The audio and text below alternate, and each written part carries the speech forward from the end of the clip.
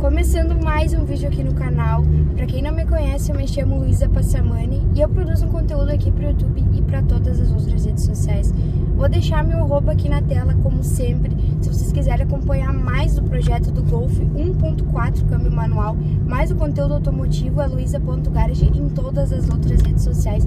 E não se esqueçam de se inscrever aqui no canal, deixar o like, porque isso ajuda muito, muito, muito, galera. Sem mais enrolação, como vocês viram aí no título, hoje eu vou compartilhar com vocês algo que muita gente pergunta, que foi como que eu comprei o meu primeiro carro aos 20 anos de idade.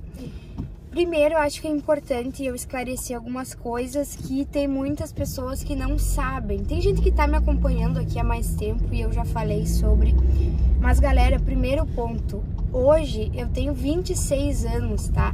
Tem muita gente que acha que eu tenho 23, 24. Pelo menos é o que me falam, tá? Mas eu tenho 26 anos, eu já tô mais pra lá dos 30 do que pra cá dos 20, tá? Eu acho importante falar isso, porque às vezes as pessoas acabam se comparando. Nossa, tem 22 anos, 23 anos. Não, eu tô com 26 anos, tá? Dito isso, eu vou compartilhar com vocês como que foi o processo até eu conseguir comprar o meu primeiro carro. Eu compartilhei isso recentemente no meu Instagram, mas eu decidi registrar isso em vídeo como uma forma principalmente de motivar as pessoas, de motivá-los, tá? Então entendam isso, interpretem como uma forma de motivação e uma forma de demonstrar que com organização e, claro, outras coisas a mais, a gente consegue conquistar as coisas, tá? Então vamos lá. Quando eu tava fazendo a faculdade em Santo Ângelo, que é uma cidade próxima, a meu pneu tá muito calibrado, galera, então ele tá fazendo uma barulheira, porque eu voltei de viagem agora, então tá igual um trator, tá? Então ignorem o barulho que ele vai fazer nesse trajeto. Mas eu fui fazer faculdade numa cidade próxima de onde eu nasci, é onde eu moro hoje, porque na época não tinha, né? Eu sou formada em Direito, sou advogada, então eu tive que fazer o curso em outra cidade. Quando eu comecei a faculdade, aconteceram várias coisas pessoais que também já compartilhei aqui, que deu uma reviravolta na minha vida, na vida de toda a minha família. E quando eu tava chegando mais pro final da faculdade, até nós passei por aquela época de pandemia e tudo mais, lá em 2019, quando eu tava perto de finalizar o curso, faltando eu acho que 2 anos, eu me formei com 21, se eu não me engano, eu comecei a sentir necessidade de ter um carro, mas era algo que eu já estava planejando há muito tempo. Eu sempre coloquei isso como meta, tanto é que eu trabalho desde os 13 anos de idade. Também é um ponto importante a ser falado, eu trabalho desde muito nova. E com isso eu já vou falar pra vocês, galera, que esses trabalhos que eu fiz, né, tudo que eu fiz até o momento, ou melhor, até a faculdade lá, todos os trabalhos, precisei trabalhar para colocar comida dentro de casa. E eu sei que essa é a realidade de algumas pessoas. Tem muitos jovens, inclusive adolescentes, que trabalham porque precisam auxiliar nos gastos de casa, nas contas fixas de casa. Não foi o meu caso, galera. Então entendam isso, que eu tive alguns privilégios. Eu acho que seria muita irresponsabilidade da minha parte falar, nossa, eu trabalho desde nova, como se fosse uma necessidade. A minha família, o meu pai e a minha mãe sempre incentivaram eu e os meus irmãos a trabalharem desde cedo, a corrermos atrás dos nossos sonhos, dos nossos objetivos e, enfim, das coisas que a gente desejava adquirir. Então, apesar disso, nós tivemos vários privilégios. E um deles é esse, que a gente nunca precisou trabalhar para ajudar em casa. E sim, o trabalho era pra gente comprar as nossas coisas, tá? Então, eu acho que é muito importante eu falar sobre isso. Que já muda muito, né? Tem pessoas, como eu falei, que precisam trabalhar para ajudar em casa. Então, com isso eu já conseguia me organizar financeiramente, eu já conseguia ter uma poupança, já conseguia guardar dinheiro. E aí o que aconteceu? Eu tava na faculdade e é uma cidade próxima daqui, então eu ficava vindo e voltando todo final de semana. Como eu falei, tivemos algumas mudanças na minha vida pessoal. E eu gastava dinheiro também, além de eu ficar dependendo sempre de carona de outras pessoas, dos horários das outras pessoas e do risco de estar viajando com outras pessoas, ou pegava ônibus, que é um saco, né, demora muito mais, e volto a dizer, gasta dinheiro. E eu decidi, então, me organizar mais ainda para efetivar a compra do carro. E daí eu comecei a procurar carros, meus irmãos, todo mundo, toda minha família ajudou, né, óbvio. Então nós procuramos, eu queria um carro popular, um carro econômico, um carro para uso, utilitário, né, que a gente fala. E aí eu já tinha feito, antes disso, pelo menos, acho que pelo menos um ano ou um ano e meio antes de eu decidir me organizar para comprar o carro, eu tinha feito um consórcio, uma carta de consórcio do valor de uma moto. Então eram parcelas pequenas que cabiam no meu bolso, cabiam e ainda sobrava dinheiro para eu manter outras contas que eu tinha fixas no mês, tá? Então a minha família me ajudava a manter os gastos que eu tinha lá na outra cidade para fazer faculdade, não tudo, mas eles auxiliavam. Então eu tinha condições de pagar aquela parcela do consórcio e pagar as minhas contas. Eu também sempre fui muito econômica, muito pão dura. Quem convive comigo sabe que é a minha característica. Eu não gasto dinheiro com absolutamente nada que for fútil.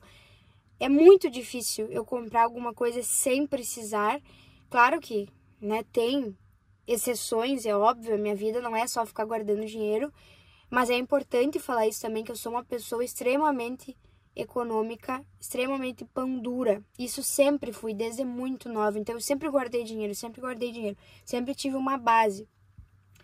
Então eu sou muito pão dura e tinha feito uma carta de consórcio. Galera, eu não vou entrar nos detalhes para explicar como que funciona um consórcio, tá? Se vocês quiserem, aí é só largar no Google que vai ter um resuminho. Mas não tem nada a ver com financiamento, tá, galera? Eu não fiz financiamento, não faço, eu espero não precisar fazer financiamento.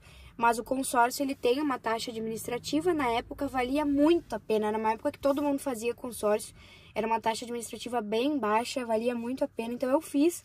Era uma parcela que cabia no meu bolso, fui pagando, paguei 1 ano e meio, paguei 2 anos, até que chegou esse momento que eu falei que eu tava sentindo a necessidade já de ter o carro. E aí eu comecei a me organizar mais ainda, nós procuramos, eu achei um carro.